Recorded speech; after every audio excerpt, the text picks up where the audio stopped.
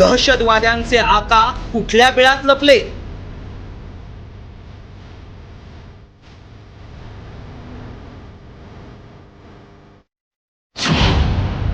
चिठ्ठी आली पण मसूद हाफिज गायब.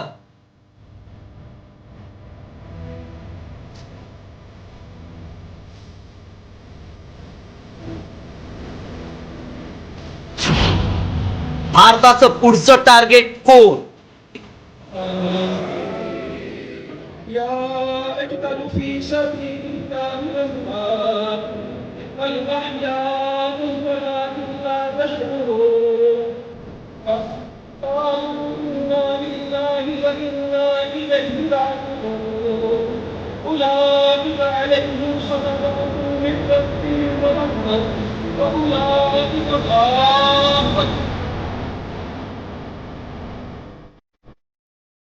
हा व्हिडिओ नीट पहा.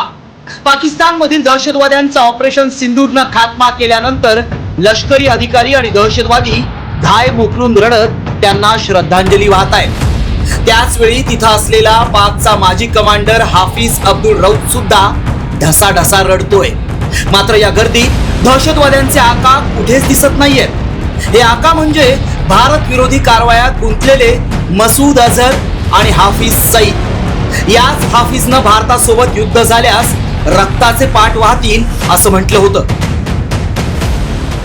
अगर तू पानी बंद करेगा इंशाअल्लाह हम तेरी सांस बंद करेंगे, इन दरियाओं में फिर खून बहेगा. सिंधू पाणी कराराला स्थगिती दिल्यानंतर हाफिज सईदचा हा जुना व्हिडिओ त्याच्या साथीदारांकडून जारी करण्यात आला होता.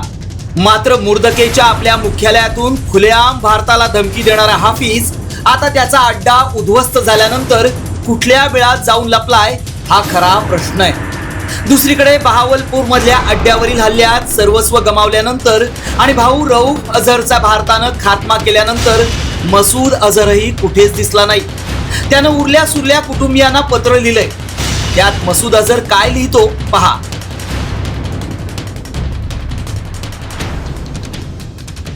माझ्या कुटुंबातल्या 10 लोकांना आणि 4 साथीदारांना ठार मारण्यात आलं. मोदीनं निष्पाप मुलांना, महिलांना आणि वयस्कर लोकांना लक्ष्य केलं. आता माझ्यात एकच विचार येतो, मीही त्या 14 लोकांसोबत का मेलो नाही? मसूद अझर जैश ए मोहम्मदचा प्रमुख. मात्र संसद, पठाणकोट आणि पुलवामा हल्ल्यातील मुख्य सूत्रधार असलेला मसूद अझर आता भीतीनं पाक सैन्याच्या मुख्यालयात लपल्याची शक्यता आहे.